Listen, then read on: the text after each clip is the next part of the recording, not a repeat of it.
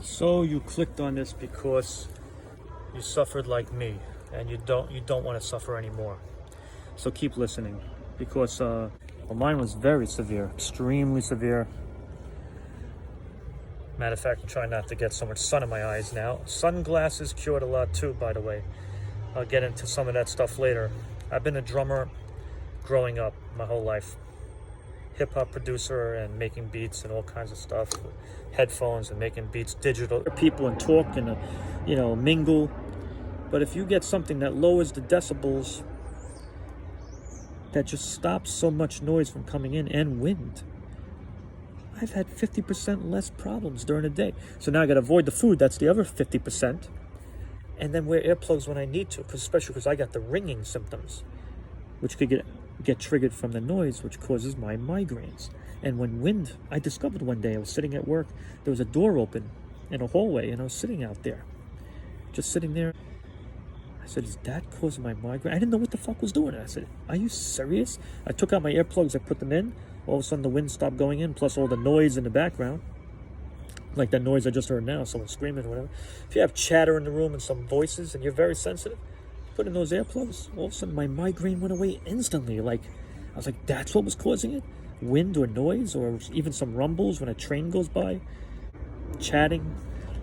If you're in a small room and it's just a vibration going on within the room and some music playing, boom, I'm getting a migraine. I didn't know what the fuck was causing. I was like, was it the food from an hour ago? No, it was actually instantly what the fuck was going on right in the room.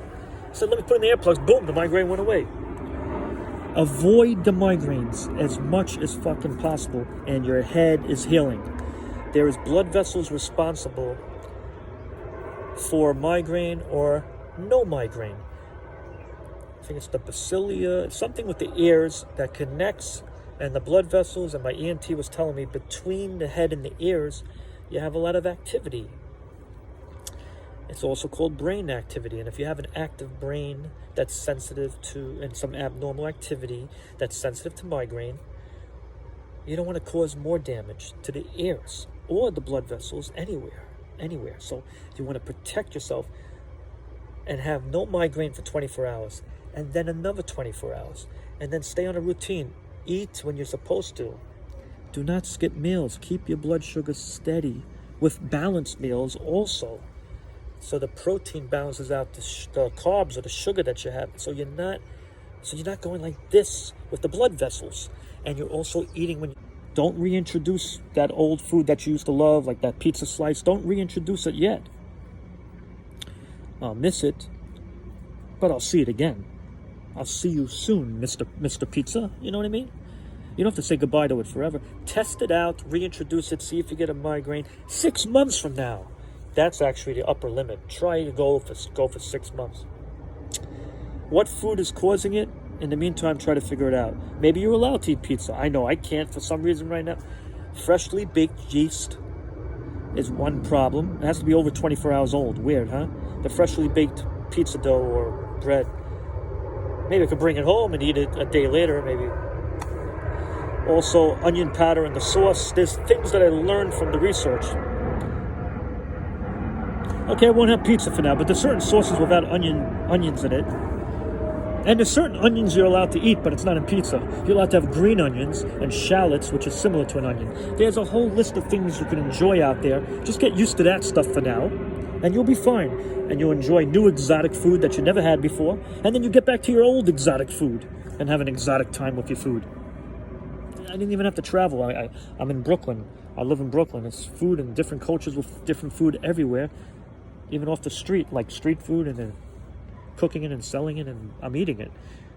Well, I'll tell you, there was one point I was 70 pounds heavier. That took about 2 years, but ever since the migraine thing started, the vertigo, the vestibular migraines, then I really lost more weight rapidly because I didn't know what to eat. I was eating, but you got to eat.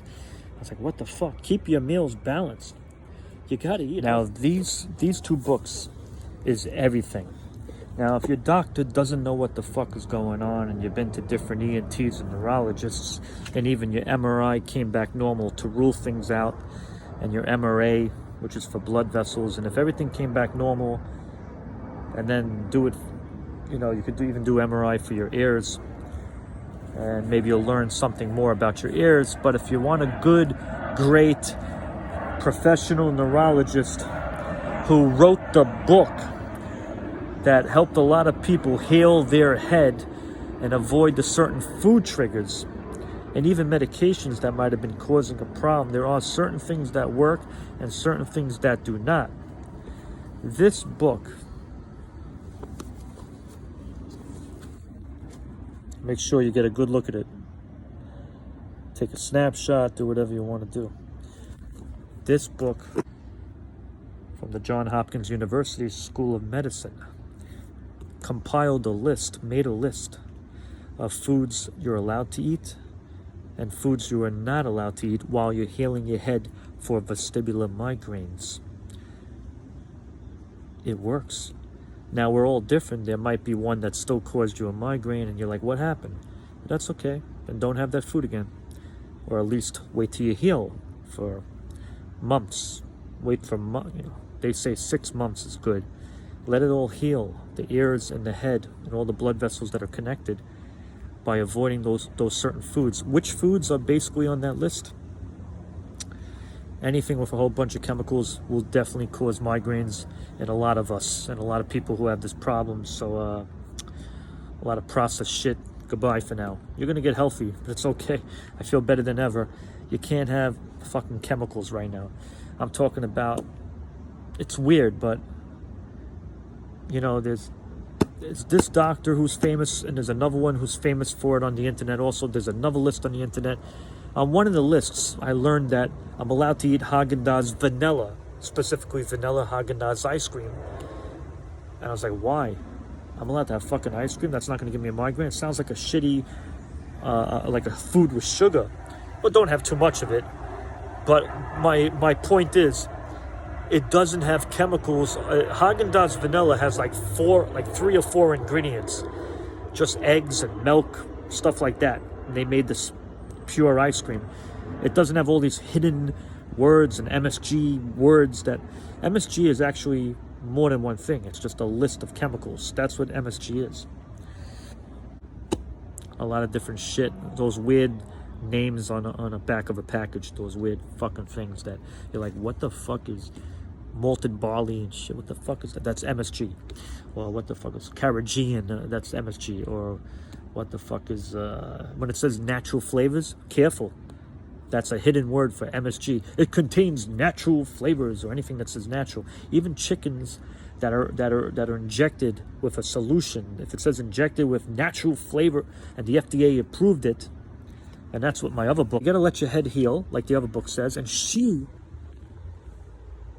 take a snapshot, and she referred, Alicia Wolf referred the other book. Read that book, because it's going to be more valuable than any doctor appointment you ever went to. Or still go to the doctor and rule things out and see what's going on, or get a medication if you need it, if it's the right medication. If it's the wrong thing, it can make things worse. But do your research.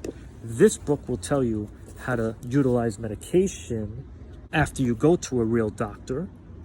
Go to a doctor. But also read the book too. And read this book.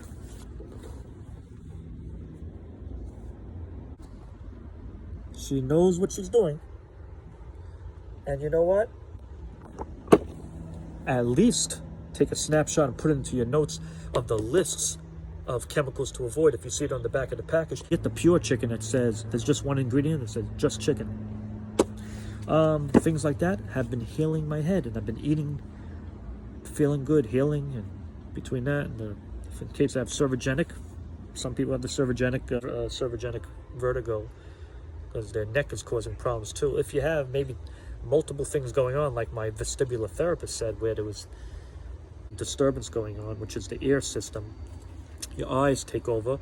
So when I was healing, learning how to use my eyes and figuring out that things aren't moving, that's just in my brain playing tricks on me. My eyes took over the job for my ears. That's vestibular therapy. And now my eyes, I feel normal again. It's actually coming from my eyes and I don't even know it. I'm on autopilot. It's my eyes figured out what was going on. That's vestibular therapy, which an ENT sometimes prescribes for what you have, or a neurologist I think could prescribe that too, or whatever it is, and go to both. Figure out what's going on, because guess what? There's help out there. There's doctors. There's books. But go to doctors. Get to the root of it and read books. Find out what you're eating that's causing it, that the doctors don't even know about. My ENT was great because he knew about it was the food. He already knew for me. Right now I could look at the floor. Don't look at my dog's shit, but right now, looks like this backyard was built on an angle. I could concentrate on it and say, look how it's going down. Oh my God, now it's gonna make me feel like it's going down.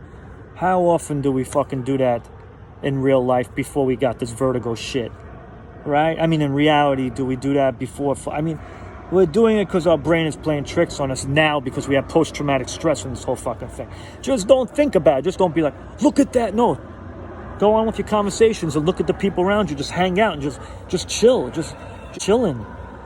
When you're walking, you're not supposed to look at that hill. I'm walking uphill. Look at that hill. Look how high it looks. It always looked high. You're just concentrating on it too much now. When you're not even getting migraine or dizziness, you're just concentrating on it too. You're like, oh, it looks so fucking high. Guess what? It always looked like that. Don't look up when you walk. How many people look up when they walk like this? Look at that hill up there. No, they're usually looking forward, just chilling, hanging out. It's kind of like the natural way to walk, and then you're not paying attention so much to angles and shit. That's your brain playing tricks on you. It's called PPPD. I wish I had the term for you.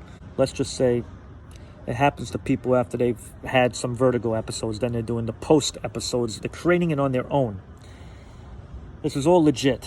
I've been through the research and the doctors and the neurologists and the ENTs. I've been through hell. I was suffering to the point where I thought I was going mentally fucking insane. And this is all from my fucking ears. From my fucking head that's connected to my ears. Whatever came first, the chicken or the egg, they don't know. They just said treat the migraine, because in my case, that'll take the vertigo away. So whatever's causing you vertigo, or consistently making a vicious cycle going from vertigo to migraine, from migraine to vertigo, find the triggers, and you're going to be all right. And let your head heal. You're going to be all right. Things are going to clear up like a fucking dream that cleared up. Like the cobwebs are going to come off, and you're going to be normal again.